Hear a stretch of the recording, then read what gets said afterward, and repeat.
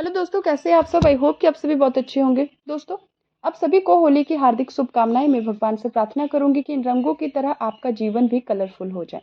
तो चलिए देर ना करते हुए आज की स्टोरी स्टार्ट करते हैं। कहानी सैम की है। सैम लंदन में रहता है और अपने दोस्त के बुलाने से होली का त्योहार मनाने इंडिया आया है। सैम मुंबई एयरपोर्ट पर खड़ा गहरी सोच में पड़ा था।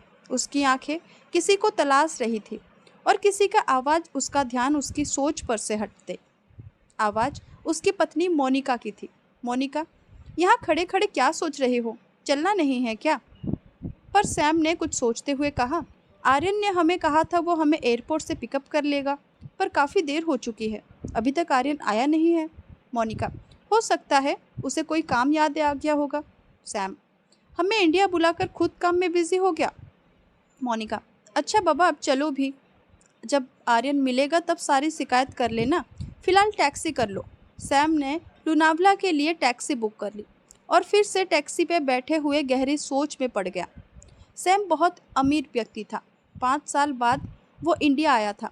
वो इंडिया आने के लिए कभी नहीं सोचता अगर उसके जिगरी दोस्त आर्यन का कॉल नहीं आता।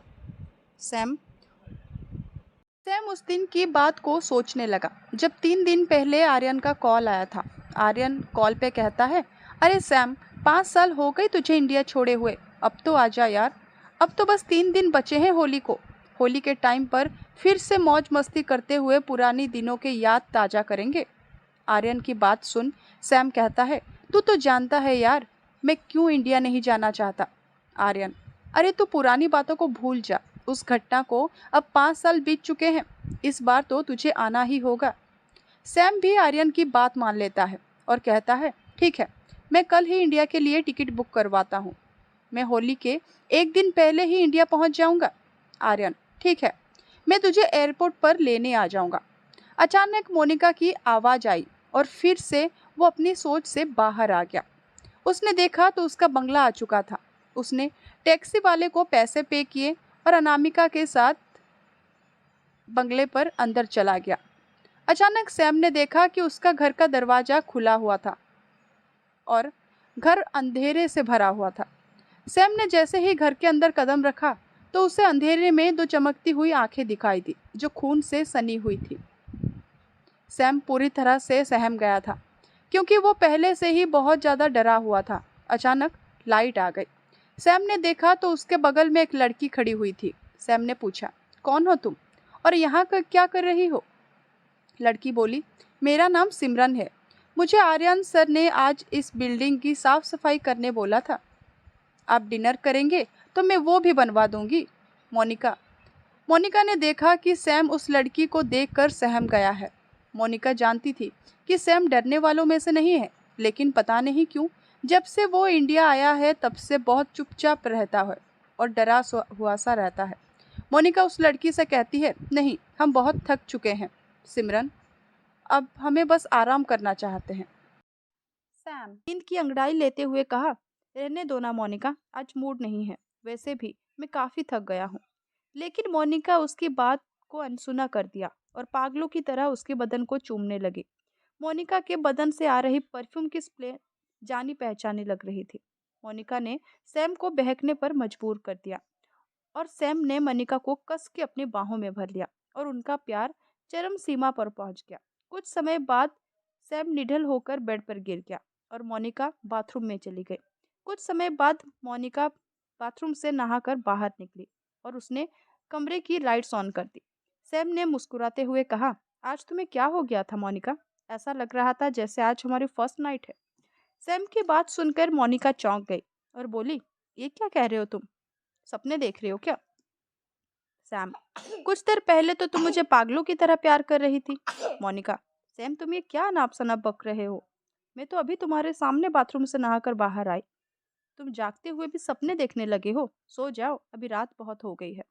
मोनिका की बात सुनकर सैम को अचानक से कुछ याद आ गया। सैम को परफ्यूम की स्मेल बहुत ही जानी पहचानी लगी थी। सैम बुरी तरह से घबरा गया। रात भर सैम को नींद नहीं आई। वो करवटें ही बदलता रहा। दूसरे दिन होली थी और आर्यन आज भी सैम से मिलने नहीं आया। सैम सुबह से आर्यन को फोन कर रहा है, लेकिन उसका फोन ही नहीं लग रहा था। सुबह से शाम हो गई, सैम अपने बंगले के बाहर बेचैनी से टहलते जा रहा था। तभी अचानक किसी ने पीछे से आके उसके गाल पर रंग लगा दिया। रंग लगाने वाले को सैम अच्छी तरीके से जानता था। हैप्पी होली समर बेटे, और बताओ तुम लंदन से कब आए? सैम का असली नाम समर ही था। सैम, हैप्पी होली शर्मा जी, कल ही आया हूँ इंडिया। शर्मा जी, लेकिन अचानक 5 साल बाद इंडिया की याद कैसे आ गई? सैम, मैं इस बार भी नहीं आता शर्मा जी, अगर आर्यन नहीं बुलाता तो। अब देखो ना, मुझे बुलाकर खुद गायब हो गया है। सुबह से उसे फोन लगा रहा हूँ, उसका फोन ही नहीं लग रहा।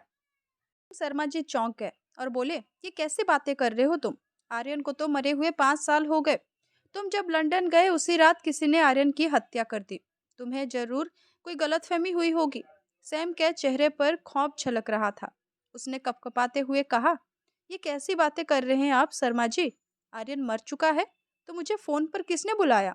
तभी शर्मा जी कहते हैं, आर्यन की अर्थी को मैंने कंधा खुद दिया था बेटा, तुम्हें जरूर किसी और ने बुलाया होगा। इतना कहकर शर्मा जी वहां से चले जाते हैं। उनके जाते ही सैम खुद से मन में बड़बड़ाने लगता है। अगर आर्यन मर चुका है तो वो फोन किसने किया था? और कल कल वो लड़की कौन थी? और कल रात किसके साथ मैंने शारीरिक संबंध बनाए थे? तभी अचानक से उसे मोनिका की चीखने की आवाज आई, और आवाज सुन सैम ने बिल्डिंग के अंदर भागना शुरू कर दिया। अंदर जाके उसने देखा कि मोनिका अंधेरे में खड़ी हुई है और उसके बाल खुले हुए हैं। आंखें खून की तरह लाल हो गई है। अजीब तरह से सैम को घूर रही थी। सैम ने बहुत हिम्मत करके मोनिका से कहा, हम अभी यह शहर छोड़ के चले जाएंगे। ये कहते ही अचानक सारे दरवाजे और खिड़की अपने आप बंद हो गए और मोनिका जोर जोर से हंसने लगी। मोनिका के अंदर से किसी दूसरी लड़की की आवाज आई और उसने कहा, अब तुम यहाँ से कभी वापस नहीं जा सकते। हा हा हा। उस लड़की की आवाज सुन के सैम के रोंगटे खड़े हो गए। उसने हकलाते हुए कहा, विधि, तुम तुम कैसे हो सकती हो? तुम तो मर चुकी हो ना? अचानक मोनिका के शरीर से कोई दूसरी लड़की बाहर आई और मोनिका का फर्श पे गिर गई। उसकी आंखें बाहर निकली हुई थी। वो मर चुकी थी। विधि को देख सैम की चीख निकल पड़ी। उसने देखा उस औरत का रंग बेहद लाल था। उसके बाल जमीन तक थे और जगह जगह से उसके मांस फटे हुए थे। उस डायन को देख सैम अपनी पत्नी मोनिका को भी भूल गया कि उसकी पत्नी मर चुकी है। तभी एक आवाज आई, मुझे नहीं पहचाना सैम? मैं तुम्हारी विधि हूँ। विधि, जिसे तुमने 5 साल बाद आज ही के दिन मार डाला था। सैम हकलाते हुए कहता है, ये कैसे हो सकता है? तुम तो मर चुकी हो ना? तभी विधि कहती है, क्यों नहीं हो सकता? तुम्हारा दोस्त आर्यन भी तो मर चुका है ना?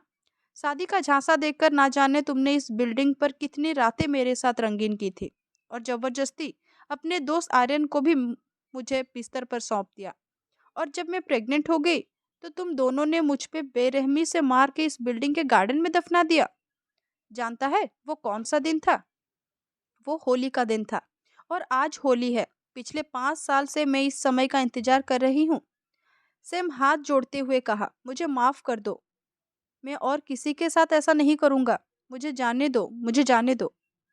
तभी विधि ने कहा, मेरी लाश को दफनाते वक्त तुमने मजाक उड़ाते हुए यही कहा था ना कि विधि की होली तो आज हॉन्टेड होली बन गई। विधि ने बस इतना ही कहा कि अचानक सैम के कंधे पर किसी ने हाथ रखा। ने जैसे ही पीछे मुड़ा तो देखा उसका दोस्त आर्यन खड़ा हुआ था।